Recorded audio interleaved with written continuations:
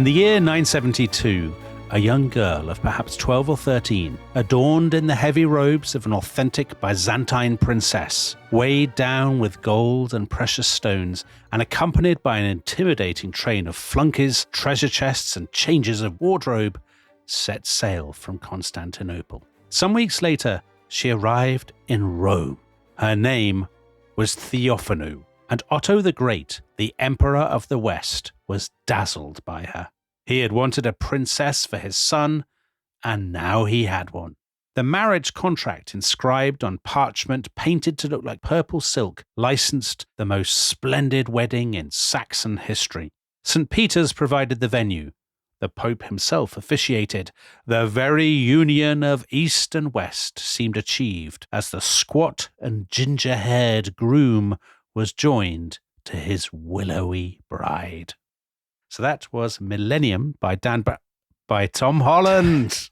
Dominic, behave. By Tom Holland. A wonderful book all about the world at the turn of the first millennium. And the princess in that story, Tom, princess sent by the Eastern Roman Emperor in Constantinople to marry the son of the Emperor of the West.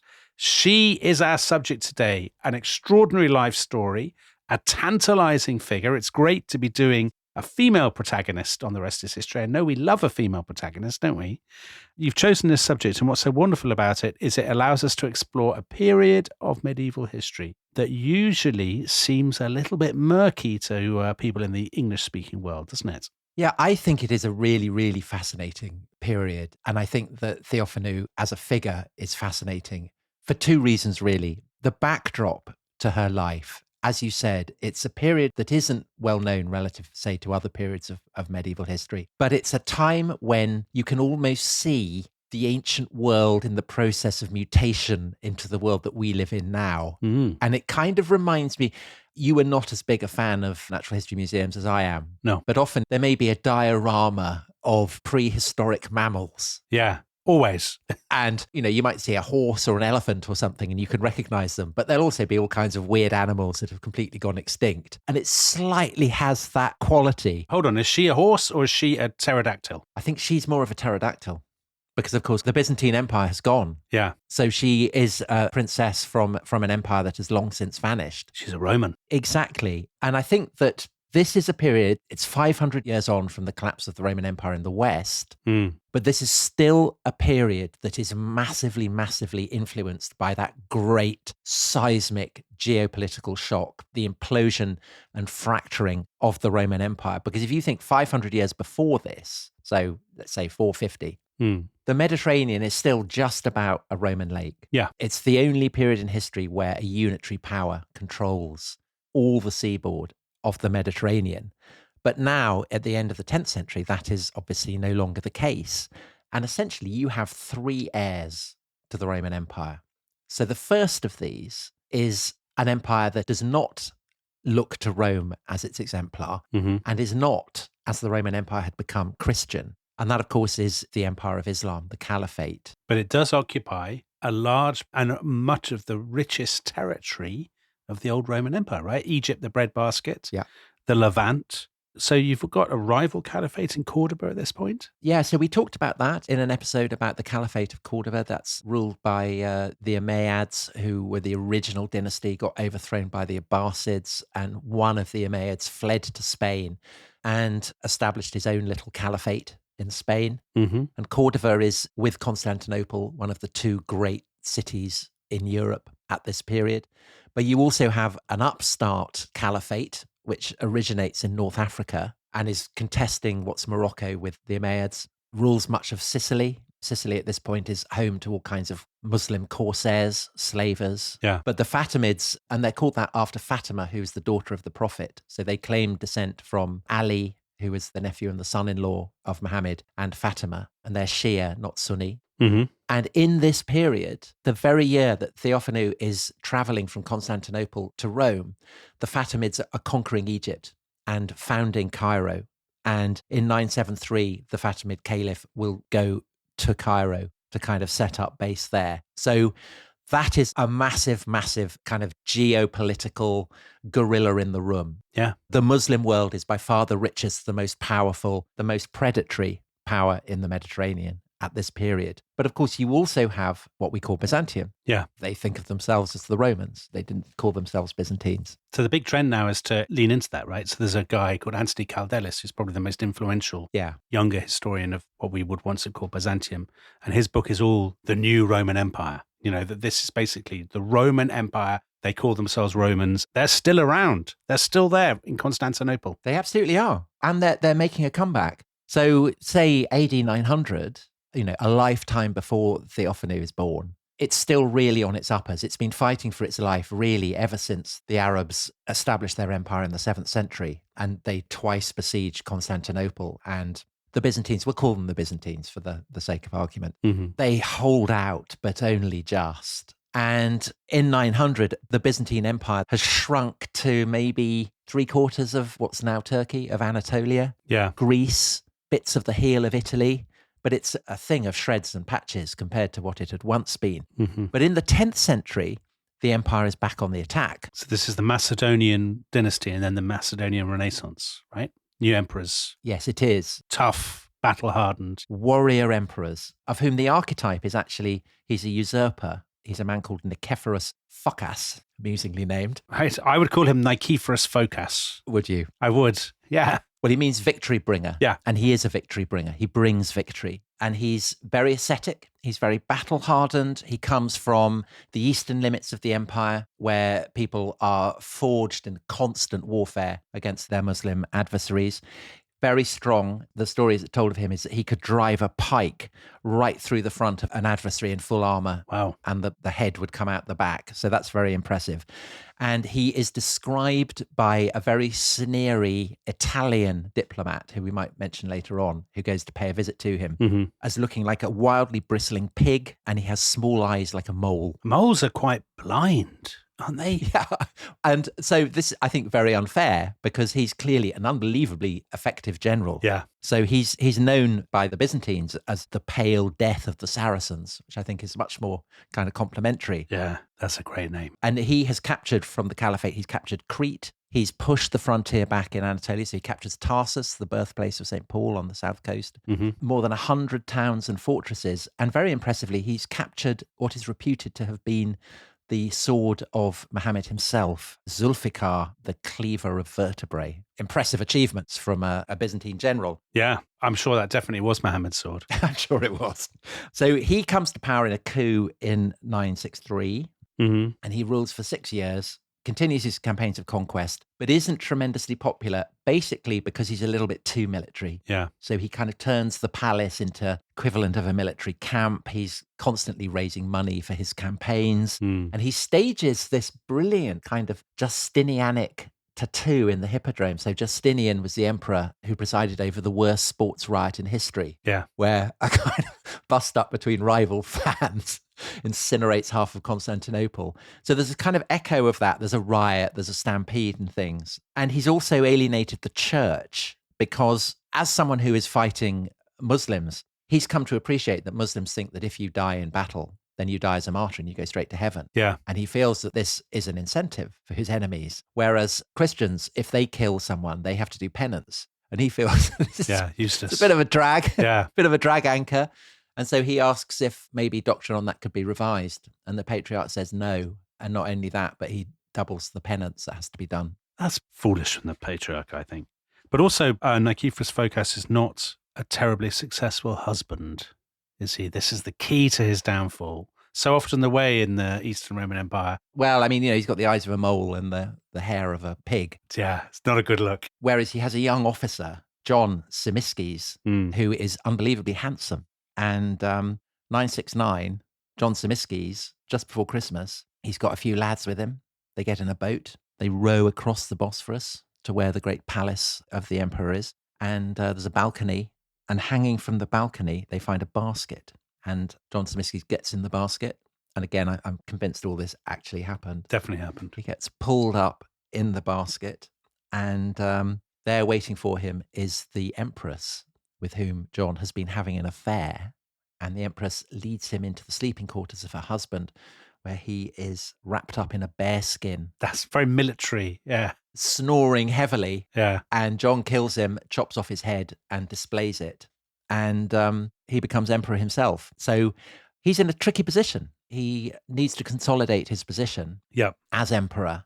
And so he looks westwards to the third of the great successors of the Roman Empire, which is the Latin West. Okay. So we've said 500 years since the implosion of Roman power in the West, and you have all these barbarian kingdoms that have kind of planted themselves on the rubble of the Roman Empire.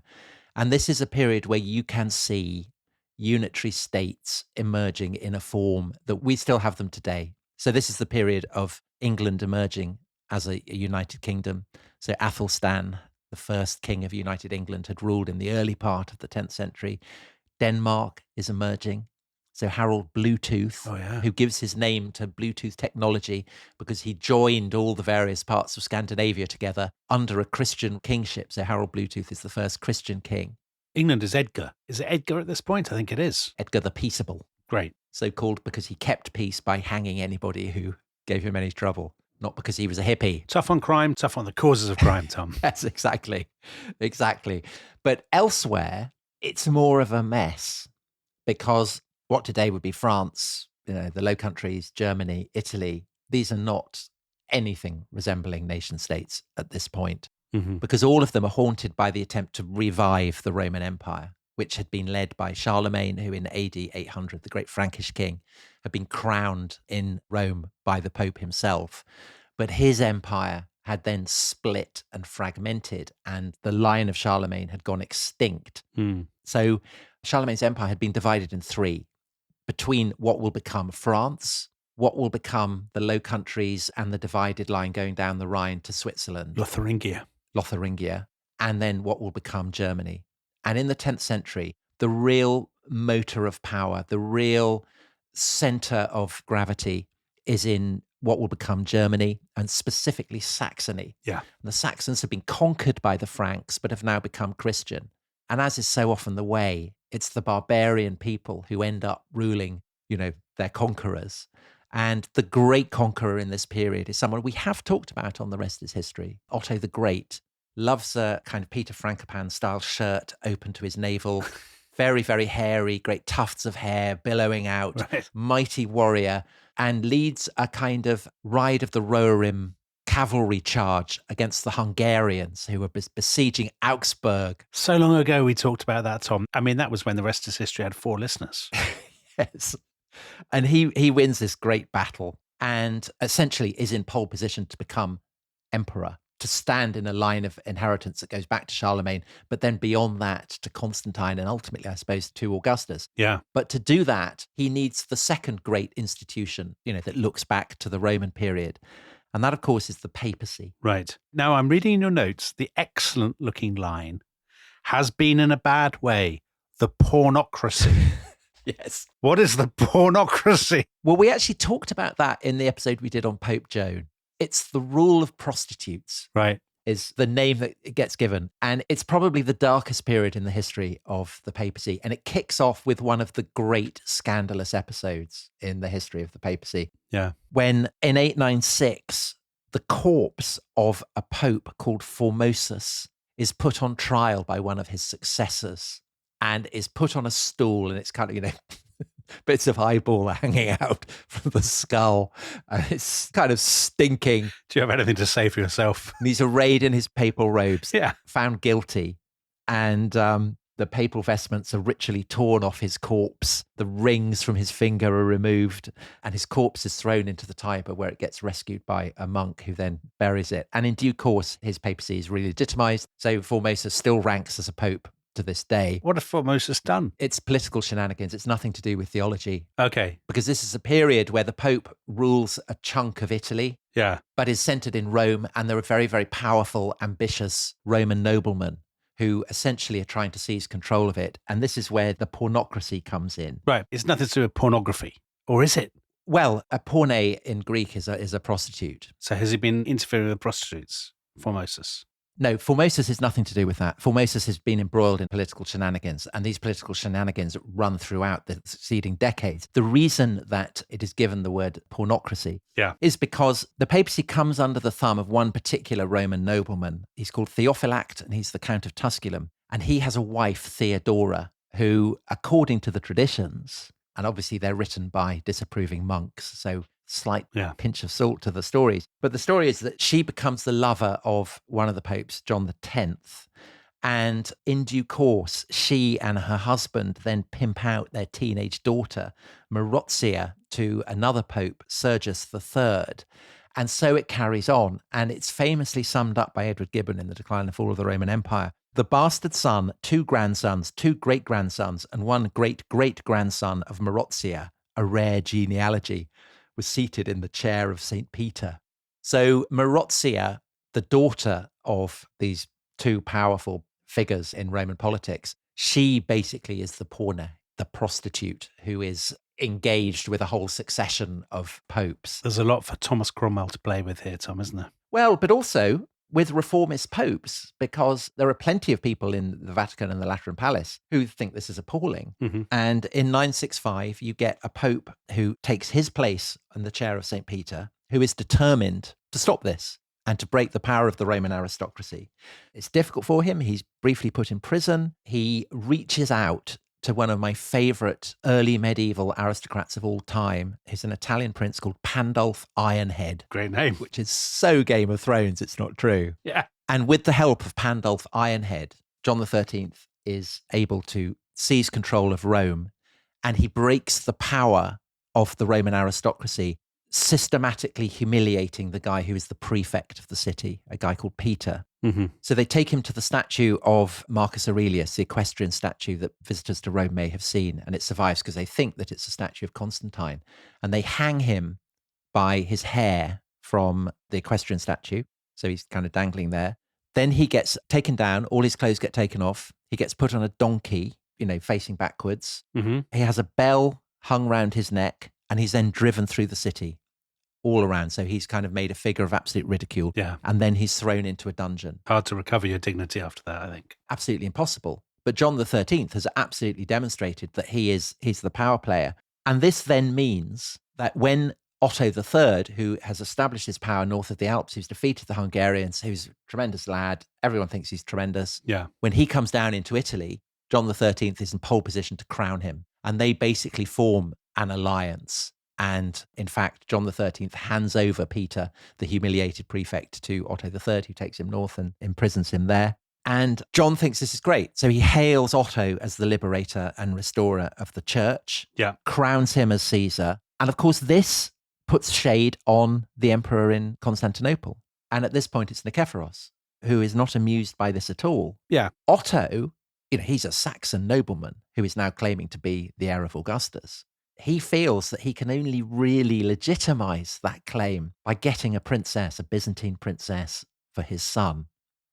And so he sends an ambassador off to talk to Nikephoros, a guy called Liutprand, who comes from Cremona. Oh, Liutprand of Cremona. Great to have him on the show. And he's the guy who is very kind of rude about Nikephoros. And the reason for that is that the Pope has made an absolute howling mistake, because in the letters that he writes to Constantinople, he refers to the emperor of the Greeks rather than the emperor of the Romans. Schoolboy error. It's an absolute schoolboy error. And so Nikephoros is furious and refuses to have anything to do with Otto's embassy and says, no, you can't have a princess. But when he gets killed and John Tzimiskes takes his place, he's anxious to buttress his regime. And so the negotiations can reopen. Ah, okay. And so this is the context that sees Theophanu arrive in Rome. Right. And it is assumed in Rome that Theophanu is the daughter of the emperor. So John's daughter, yeah. Yeah. And so this is the assumption that governs the marriage, which takes place on the 14th of April, 972, when John XIII marries them in Rome. But it then subsequently turns out that she's not actually his daughter, that she's his step-niece. And, there are people in Otto's entourage who say this isn't on. She's damaged goods. We should send her back, get a refund. But Otto says no, partly, I think, because it would be too embarrassing. But also, I think, because even though Theophanu is only a young girl, she's kind of 14, 15 by this point, he can really see something in her. He can see that she is an impressive, impressive woman. So just to recap, Tom, she has been married to the son of Otto the Great, who is also called Otto. So Otto Jr. Yeah. is a fellow who you describe as squat and ginger-haired. He's Ron Weasley. Yeah. And they're not going to send her back. They're not going to send her back. And also, is she a bit of a catch? Yes, but I think she's, well, as we will see, she's a very, very impressive woman. And that matters because this is a period in Latin Christendom. Powerful women are players to a degree that some people might find surprising. Okay. Because you might think this is a period of, hairy men savaging each other with swords. And it is. But it's a period that Pauline Stafford, who's a great writer on the subject of powerful women in this period, she calls it the century of women. So we've mentioned Marozia, the Roman Porne. I think the abuse that is shoveled on her shows some of the penalties that women run if they are power players. But there are examples of very powerful women who are commemorated as great figures. So Athelstan's aunt Athelflad, the Lady of the Mercians, who plays a great role in the knitting together of the United Kingdom of England. But it's really the Ottonians, it's the family, the dynasty of Otto that you see this most clearly. Yeah. So his sister, who has the brilliant name Gerberga, she marries king of what will become France. So if you think of, there's the German kingdom and there's let's call it the French kingdom. Yeah, the Frankish kingdom. And she marries the king, has 8 children by him, but her husband dies while her son is still only 13. And so she rules as regent. I mean, she is responsible for the running of that kingdom. Yeah. And you also have Otto's wife, who is a woman called Adelaide. And she is the daughter of the king of Burgundy, which is one of those kind of kingdoms, Lotharingia, kind of down the middle. Yeah. And when Otto is crowned in Rome and anointed, she is crowned and anointed alongside him. So she is an empress. She is an imperatrix, an Imperatrix Augusta. And so is Theophanu. Theophanu has the same thing. And this idea that queens can be consecrated, that this holy oil, which elevates them to a kind of a sacrosanct status, it's not just kings who are benefiting from that. Their queens and their empresses do as well. And this then, can I say, sacralizes? Sounds like you're going to. The role that they play in the court. Yeah. Because nothing in a court is private. Everything that a woman does, especially if she's the queen, is public. It's her role to intercede with her husband, to ask for mercy, to care for the sick, to distribute alms to the poor, to be responsible for the weaving of the vestments and the tapestries that will adorn the priests and the churches. And it's all very, very public.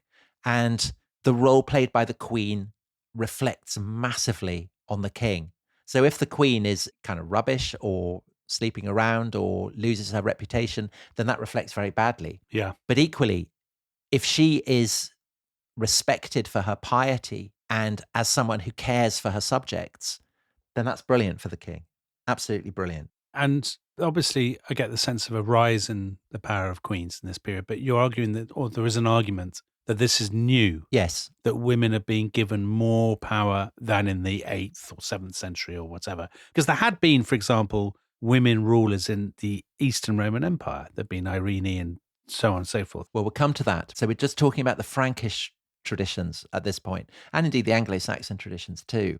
But in the Latin West, definitely there is a rise in the relative status of queens. So there's a chronicler who says about powerful, it's not just queens, I mean, it's aristocrats as well, the powerful women in this world, the Ottonian court, they sit while all around her people stand. Right. So this idea that she is a domina, a female lord, a lady, I suppose, but it's more than a lady. A dominus is almost more than an emperor. It's a figure of enormous power. So the Virgin is a domina. She is the domina of heaven. Right. And there's a sense in which queens are kind of playing the part of the Virgin. And we will see that this is something that Theophanu makes great play with. And I think it's partly to do with kind of theological changes, notions about anointing and all that. But I think it's also the simple fact that men are likelier to die than women because they're fighting, they're hunting, they're, doing mad things, kind of throwing bones at each other. Yeah. And so this then means that women, because of this sacrosanct status, are able to play a role as regents, as Gerberga does. So do you know who did that? at this exact period, St. Olga. That's right. Olga of Kiev. Her husband died. He was torn apart by, I think, the Derevlians. Yes. And she ended up as regent in a very masculine world, the world of the kind of the Rus in Kiev. So again, a woman playing, because she's experienced, well, she's actually not, she's quite young, but because, she's not going to die in battle, right? Well, she's a figure of terrifying power. Yeah. I mean, kind of dive-bombing towns with birds and all kinds of things. Yeah. Burying people alive, all kinds of japes. Yes, all that kind of stuff. Yeah. So this is a period where in Kiev or in England or in France or in what will become Germany, women are expected to play this role if required. Yeah. If a ruler is too young or whatever. And so this then sets up an intriguing tension when in 973, Otto the Great dies. So barely a year after his son, Otto Jr., who now becomes Otto II, has married Theophanu. Mm-hmm. And of course, you have lurking in the background Adelaide, Otto the Great's wife. Yeah. Who would have the expectation that she should play the key role because Theophanu is still 15, 16 at this point. And so the question then is, what is her role going to be? Is she going to be able to carve out a distinctive role for herself? Or is she going to be put firmly in the shadow by the imperious ex-empress and daughter of the King of Burgundy? What drama. And I think we should find out when we come to the second half. What a cliffhanger.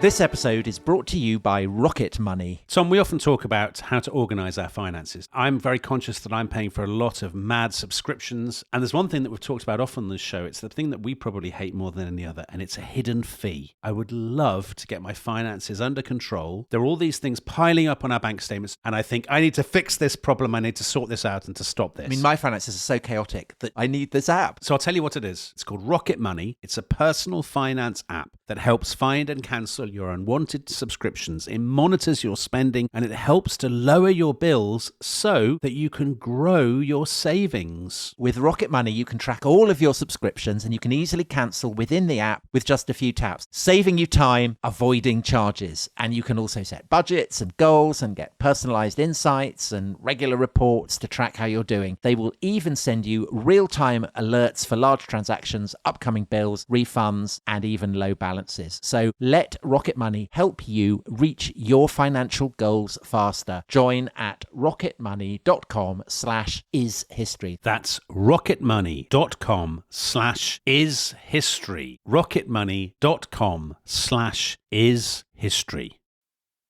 This episode is brought to you by Indeed. Stop waiting around for the perfect candidate. Instead, use Indeed sponsored jobs to find the right people with the right skills fast. It's a simple way to make sure your listing is the first candidates see. According to Indeed data, sponsored jobs have 4 times more applicants than non-sponsored jobs. So go build your dream team today with Indeed.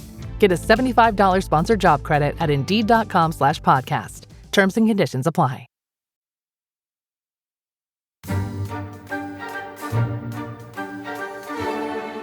Welcome back to The Rest is History. The tension has never been greater, Tom. We're about to find out the role that Theophanu plays after the death of her father-in-law, Otto the great hard man of Saxony, who sees himself as a Caesar in the West. But just before we find out how Theophanu does, can I ask you, do we have any sense of her personality at this point? There are contradictory reports, and I think these contradictory reports reflect the fact that there are contradictory factions who have reasons to emphasize one thing or another. So I think it is very difficult to get a handle on, what she was like as an actual person. But I think that as we will see from her performance, her record, one thing we can be sure of, she is awesomely competent because, she's in a very tricky position. She's a foreigner. She's a teenager. She has a massively intimidating mother-in-law. She probably doesn't speak the language. It's an awkward position to be in. Yeah. However, the upside is that she is the anointed wife of an emperor, an Imperatrix Augusta. And so she has scope to make play with all the things that we were talking about before, this sense that people in the Saxon court and beyond are willing to allow a powerful woman a chance to do her stuff. Yeah. And I think the fact that she is a foreigner actually works to her advantage, because it's pretty clear that the Saxons aren't entirely sure what to make of her. So there are certainly those who are suspicious of her and resentful of her. So you asked, how do people think of her? There are people who say she talks too much, Right. that this is a very Greek thing. So they talk of her insolent prattling. Hush. But there are others who say, this is a tremendously serious, solemn, and modest woman. And then a chronicler adds, which is, of course, a rare thing in a Greek. So I think you see there the sense that her behavior is obviously not Saxon, but the very fact that she is distinctive, that she brings a different way of understanding things, helps her. And I think this is really important because obviously she has enemies, of whom Adelaide is the most notable. Adelaide hates her. She refers to Theophanu as that Greek woman, that Greek girl. She never calls her by name. Right. And to begin with, she is very determined that her son, Otto II, is going to remain firmly under her thumb. So she follows the happy couple everywhere that they go. She is essentially trying to rule as regent. And Theophanu is having none of this. And within a year of her husband becoming king, she and Adelaide having massive bust-ups about whether Adelaide can use the lands that she has in Germany to further Adelaide's own purposes. And basically, Theophanu wins that. Right. And the sense of a massive cleavage in the heart of the Ottonian court is heightened by the fact that there is another big adversary that not just Theophanu, but her husband Otto II has. And this is Otto II's uncle, who's the Duke of Bavaria, who rejoices in the brilliant name of Henry the Quarrelsome. And he is indeed quarrelsome. Oh. And there's just kind of endless rows. It's all about who gets to appoint bishops, all that kind of stuff. I mean, the details aren't that important. Right. Basically, he wants to become the Duke of Swabia. I mean, he wants to become the king. And there are all kinds of bust-ups throughout the 970s. Otto is endlessly imprisoning Henry the Quarrelsome, letting him go, imprisoning him again. And by 976, there's been open warfare. Henry the Quarrelsome has been captured, handed over to the Bishop of Utrecht, who keeps him in prison for the rest of Otto II's life. And I think that this definitely damages Adelaide because she is seen as having been aligned with Henry the Quarrelsome. And I think that really helps Theophanu's status. Right. And of course, the other thing that helps Theophanu is that it's not just her personal qualities, but as you were kind of alluding to in the first half, that she is the embodiment of a much more sophisticated court than the Saxon court. Yeah. And that, of course, is the court at Constantinople. And there are Saxon noblemen who side with Henry the Quarrelsome and Adelaide against Theophanu, who resent it, who basically say, Otto II has gone Greek. He's no longer one of the lads. Right. He's no longer kind of cracking open bones and gnawing out the marrow and throwing it at people and japing. Yeah. I mean, it's a bit like what people say about, Prince Harry. He used to be a lad and now he's gone all weird with his foreign wife. Right. So it's kind of slightly like that. Okay. But what Theophanu can provide is basically what Otto the Great had wanted, which is a sheen of class. Prestige. Roman prestige. Yeah. Sophistication. So she has a massive influence on the way the court behaves. So she brings all these kind of silk robes, all these jewels. I mean, no one in Saxony has seen anything like it. Yeah. She takes a daily bath. Unheard of. I mean, Charlemagne liked a bath, but people are not normally taking a bath every day. Absolute scenes. And very famously, she introduces to the table, the dining table, a fascinating new ornament. So it's described as a golden double prong, which brings food to the mouth by a chronicler. So it's a fork. The inventor of the fork. But she doesn't invent it. I mean, the Byzantines have it, but she brings it. Yeah. I'll be frank with you. I don't believe that people in Western Europe had never seen forks before. I mean, it's golden fork that she has, isn't it? I'm less skeptical. Because I think you'd use a fork for spitting and roasting things. You might use a sword, but it's the double prong, isn't it? Double prong. That's the key. Thank God she didn't have a fork with 3 prongs. That would have been really shocking. I know. I wonder who introduced that. But it's not just manners, obviously. It's the way of being an emperor that in Constantinople is the legacy of centuries and centuries of Roman ritual. Yeah. And part of that, again, as you suggested, is that this emphasis in the Latin West on the sacral role played by queens and empresses. With Theophanu, it fuses with a kind of Byzantine sense that the empress is the counterpart of the emperor. Yeah. That is her role. And I think that Theophanu obviously completely buys into this. And it's an approach that fuses very easily with what she finds in the Latin West, but elevates and dignifies it. It's even grander than anything that Adelaide had known. And Theophanu is able to carry it off because she clearly has a kind of incredible sense of theatre, of dignity, of poise, of sophistication. And I think that lots of Saxons love this because they are aware that the emperor in Constantinople traditionally has looked down on the Franks as barbarians. Yeah. So when Liutprand of Cremona goes to ask Nicephorus at the beginning, can we have a princess, and gets rebuffed, I mean, he's full of complaints at all the snubs he gets. You know, he's sat beneath a Bulgarian, he's given bad food, he's not given good accommodation. He complains that the Greeks are soft, effeminate, long-sleeved, hooded, veiled, lying, gender fluid, idle creatures. And then to rub salt into his wounds, all the silks that he's bought in the market in Constantinople get confiscated by customs officials. So massive, massive resentment. Yeah. But he'd been 18 years earlier and had a splendid time hosted by a much friendlier emperor. And he'd loved it. And he'd been invited in. He'd reclined on a couch like an ancient Roman, eating sumptuous meals off golden dishes. All kinds of organs spring up from the floor. Gold dishes of fruit descend from the ceiling.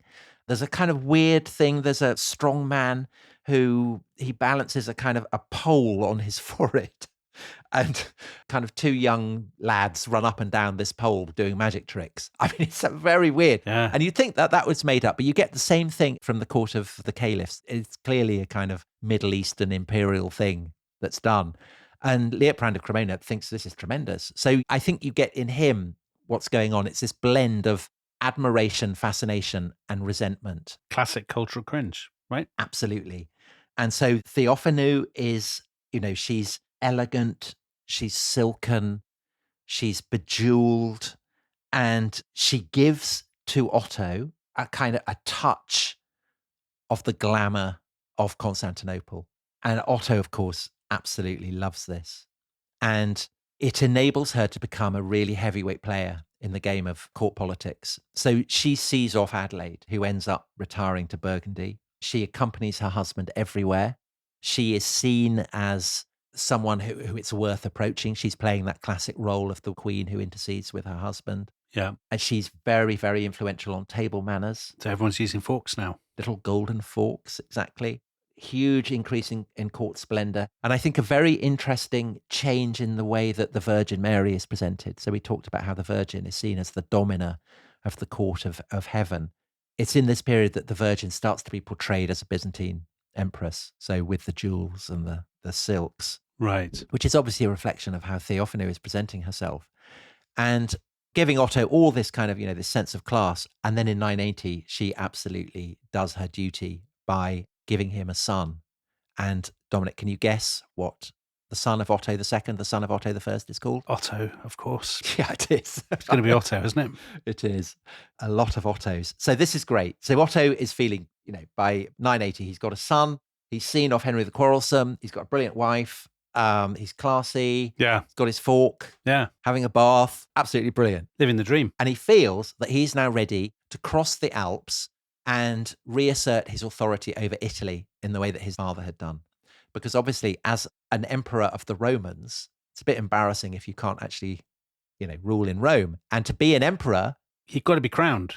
So, Tom, big question. Has he been crowned emperor? Because you have to be crowned in Rome, don't you, to become emperor? Otherwise, you're just king. he has been. He was crowned while his father was still alive, as Theophany was as well. Ah, interesting. So that's why she is an imperatrix. He is an imperator. Yeah. They are an imperial couple.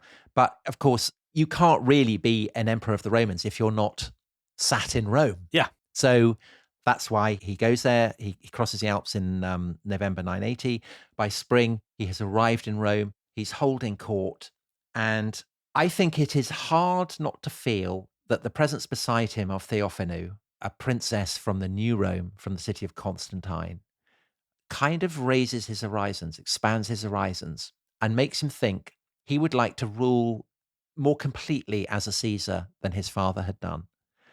And to rule as a Caesar kind of requires you to rule Italy. I mean, this is the homeland of the Roman Empire. Yeah. And essentially, this becomes his plan. He's going to conquer Italy.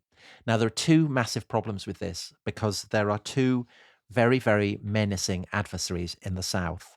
And the first of these, of course, is Byzantium. Yeah, because if Italy is to be Roman, which Rome? Right, exactly. And actually, Otto the Great and the Byzantine garrisons in the south, they'd actually been fighting each other about a decade before.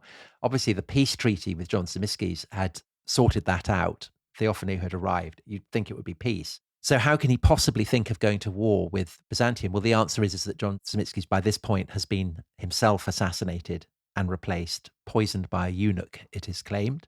And Theophanu is incredibly hostile to the murderers of her uncle-in-law and is clearly encouraging Otto to go down and have a crack at it. Ah, right, of course. So presumably Theophanu herself is thinking, let's start by kicking these usurpers out of Italy, but then why not go on? Why not become Empress of a united Roman Empire? Yeah. And she is now the mother of a son who has the blood of the imperial families, both of Constantinople and of Rome in his veins. So, why not? Let's reunite the Roman Empire. So that's all very exciting. And I think that Theophanu is undoubtedly influencing Otto in his kind of ambitions for this. But of course, there are also non-Christian, non-Roman enemies, and that is the Saracens, the Fatimid Caliphate. Yeah. There are kind of various emirs, kind of subordinate rulers in Sicily who in turn sponsor the various pirate fleets that are sailing up the seaboard of Italy and just stripping Italy bare. So all the old Roman cities basically by this point have been abandoned because it's too dangerous. And if you think about people who've driven through Italy, often, particularly in the south, villages and towns that are up on hills, they're not down on the plains where they had been in the Roman period. Yeah. And that's because you have to be up there because otherwise you're going to be taken away as a slave. They have unbelievably sophisticated slaving operations. They have people who take on different roles in the process of enslavement, of rounding people up. And they've been menacing Rome itself. They've kind of sacked St. Peter's at one point. And I think Otto also is worried that there seems to be a swelling of Saracen power in this period, that the pirates are becoming more active.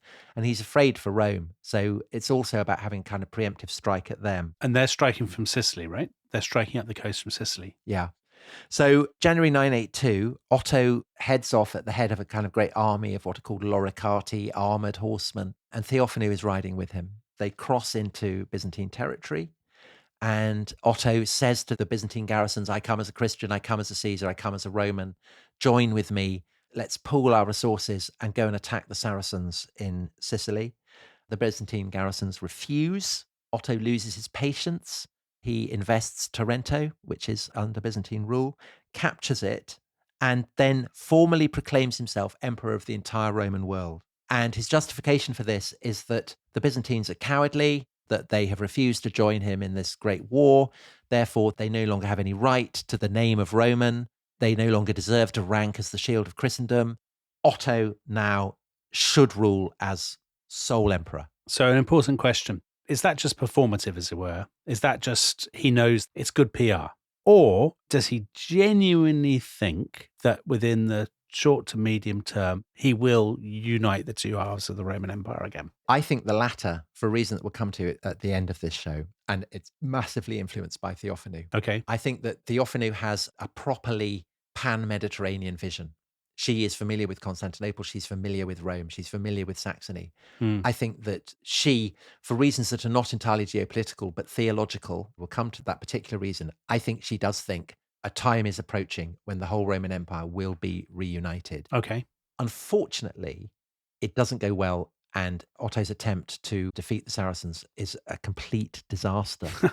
So in July, they meet with a massive Saracen fleet and army. Otto is defeated. He has to escape the battlefield, borrows a horse from a passing Jew, rides it out into the sea, gets picked up by a Byzantine galley. Very, very humiliating. Yeah, his enemies. Yeah, so Otto says to the guy who's picked him up, let us hope that your emperor, my brother, will be a loyal friend to me in my time of need. Whoa. You've changed your tune. Yeah, he's changed his tune. And he gets rowed back and he meets up with Theophanu. And Theophanu is furious with him, kind of bollocks him, and says that her countrymen would never have been so rash. Okay. This doesn't bode well for the Ottonians becoming masters of the Roman world. If she's saying, the Easterners would never have made this total holics of the operation. Yeah. So it all goes horribly wrong from this point on. Fortunately, the Sicilian battle leader, the emir, has fallen in his hour of victory, which means that the Saracen onslaught is not as devastating as it would otherwise have been. But it means that Otto has to stay in Italy to shore up the defences of Rome and northern Italy against Saracen raids. And meanwhile, up in Germany, of course, the news has arrived in Saxony and it's crossed the River Elbe to the Slavs, the Wends in particular. Yeah. The guys who, whenever they want to know what's going to happen, ask a horse. We've talked about them before. Mm. And they seize their opportunity and they rise in rebellion and they overthrow Ottonian power. They burn all the churches that have been built there, and that's it. And the Danes get stuck in as well, don't they? The Danes attack Schleswig. Danes get stuck in. Yeah, the Schleswig-Holstein question breaks out. They're attacking, and it's all a disaster. It's a measure, I think, of Otto's trust in Theophanu that he sends her north of the Alps to try and sort the situation out while he is busy in Italy trying to stabilize the situation there. And Theophanu takes her 3-year-old son, the infant Otto. There's been a kind of stage-managed election. He's been named co-emperor with his dad. Big kind of diet at Verona. And then she goes north. She goes to Aachen, where the throne of Charlemagne, great palace of Charlemagne. And again, the little boy is crowned there. So she's still very into her ritual, her crowns, all that kind of thing. And then the crisis gets worse because on the 7th of December, Otto dies in Italy of malaria. Oh. And is buried in St. Peter's, and actually is the only Holy Roman Emperor to be buried in Rome. So, the situation seems completely hopeless. You've got Saracens in the south. You've got the Wends have rebelled. Yeah. You've got all these fractious noblemen. You've got a 3-year-old boy on the throne, scavengers everywhere. Looks disaster. But Theophanu steadies the ship, and more than steadies the ship. She makes Saxony great again. She stabilizes the frontiers. She patches up treaties with the Swedes, with the Danes, with Vladimir the Great in Kiev. Yeah. And Dominic, with Basil II. Basil the Bulgar Slayer. Yes. Great character. And I have to say, I was always team Basil II. Were you? I wasn't on the side of the Bulgarians.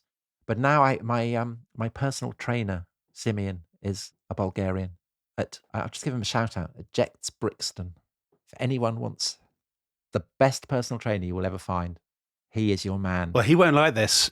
Basil the Bulgar Slayer, he was a ruthless man, wasn't he? He captured 15,000 prisoners, blinded 99 out of every 100, and got the 100th to lead them back to Bulgaria. And the Bulgarian Tsar, Samuel, was so shocked he dropped down dead of a stroke. Yeah, I know. So I've talked about this with Simeon. What's he say? He doesn't approve of it at all as behaviour. You will know, Tom, that I'm a great Bulgarophile, actually. I've been to Bulgaria twice. Well, I've become a massive Bulgarophile now. It's a great country. Anyway, this is all by the by.